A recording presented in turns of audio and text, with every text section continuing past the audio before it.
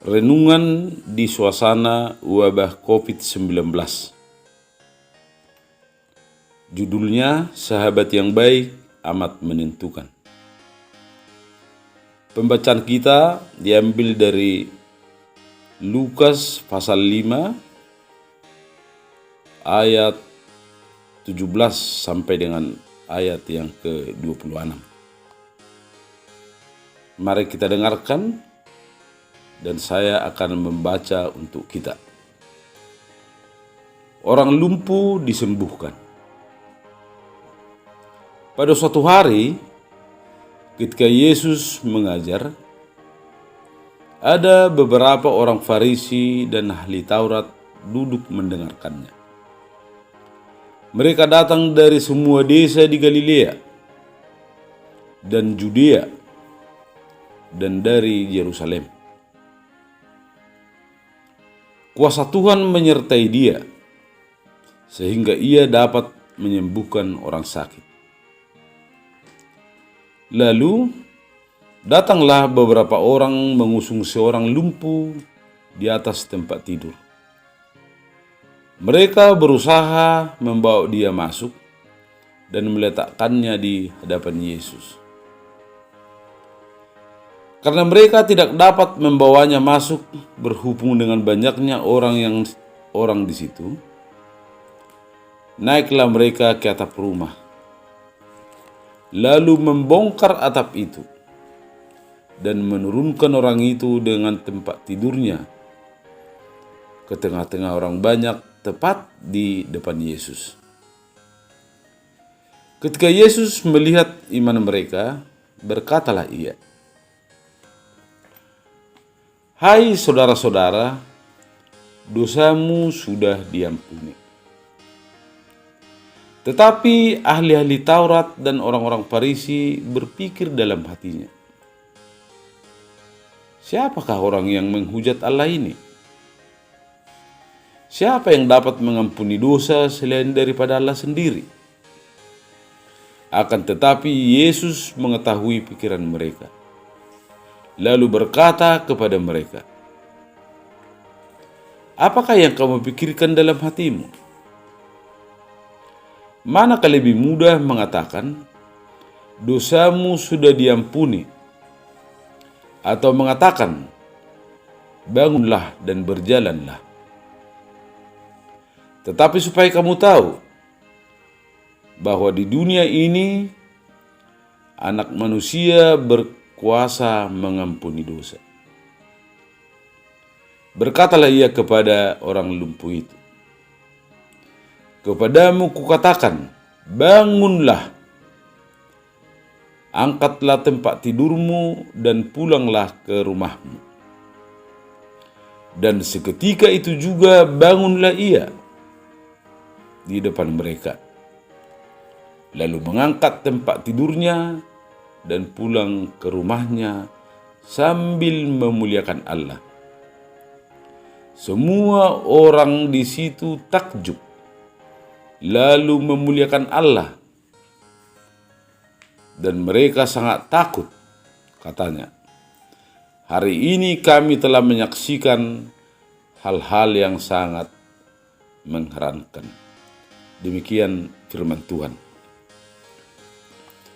Kisah dalam pembacaan ini sebenarnya sederhana. Yesus mengajar di sebuah desa. Namanya sudah sangat terkenal sebagai orang yang mampu menyembuhkan segala macam penyakit. Lalu, ada orang yang menderita sakit lumpuh. Coba kita bayangkan sebentar bagaimana situasi orang yang lumpuh ini. Kemungkinan pertama, orang ini sudah berobat kemana-mana, tapi tidak sembuh. Dia frustrasi, dia stres, dan tertekan. Kemungkinan yang kedua, karena dia sudah berusaha tapi tidak tertolong, dan frustrasi juga tidak menyelesaikan masalah, malah menambah penderitaan. Lalu si lumpuh ini menyerah. Sudah nasib. Dia mulai putus asa. Dia malas berusaha. Mungkin dalam keadaan putus asa seperti itulah orang lumpuh ini dibawa oleh teman-temannya ke tempat Yesus mengajar. Tetapi apa yang terjadi di sana? Mereka tidak bisa masuk. Rumah tempat Yesus mengajar sudah penuh sesak. Ada yang mendengar Yesus mengajar, dan banyak juga yang antri untuk berobat. Tidak mungkin mereka menerobos untuk masuk.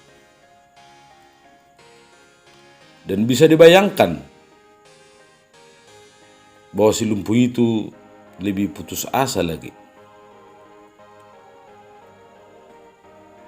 Mungkin dia berkata, "Nah, apa saya bilang? Kan percuma. Pulang saja kita. Gak mungkin kita akan mendapatkan giliran. Memang sudah nasibku begini." Tetapi syukur, dan ini yang terpenting, teman-teman yang membawanya tidak putus asa. Mereka mencari jalan, memutar otak, bagaimana supaya temannya itu dapat sampai kepada Yesus. Lantas apa yang mereka lakukan? Mereka naik ke atap rumah, membongkar genteng, lalu menurunkan temannya yang lumpuh itu dari atas. Pendek cerita, Yesus menyambut si lumpuh dan teman-temannya, dan Yesus menyembuhkan si lumpuh. Apa yang menjadi makna atau pesan dari nats ini? Betapa pentingnya sahabat yang baik. Si lumpuh yang sudah tak berdaya, sudah putus asa, tetapi berkat sahabat-sahabatnya, akhirnya tertolong. Dua hal yang ingin disampaikan firman Tuhan ini. Yang pertama, kalau saya atau Anda berada dalam keadaan yang mirip si lumpuh, maka carilah sahabat-sahabat yang baik. Sahabat yang baik adalah sahabat-sahabat yang mau menolong, mau membantu kita menjadi lebih baik. Bukan sebaliknya, malah menjerumuskan. Pesan yang kedua, kalau saya atau Anda melihat ada teman yang mirip si lumpuh, jadilah kita menjadi sahabat yang baik bagi teman kita itu. Jangan katakan misalnya, aku tidak bisa membantu. Atau, percuma saja, kau tidak bisa ditolong lagi. Atau mungkin kita akan mengatakan, gak mungkinlah kau kutolong, sebab aku pun masih kekurangan. Jangan sekali-kali kita katakan itu. Sahabat yang baik selalu berusaha mencari jalan, dan pasti menemukan jalan asal berusaha dengan sungguh-sungguh. Sahabat yang baik itu betapa menentukan. Bisa menolong, tetapi bisa juga menjerumuskan. Amin.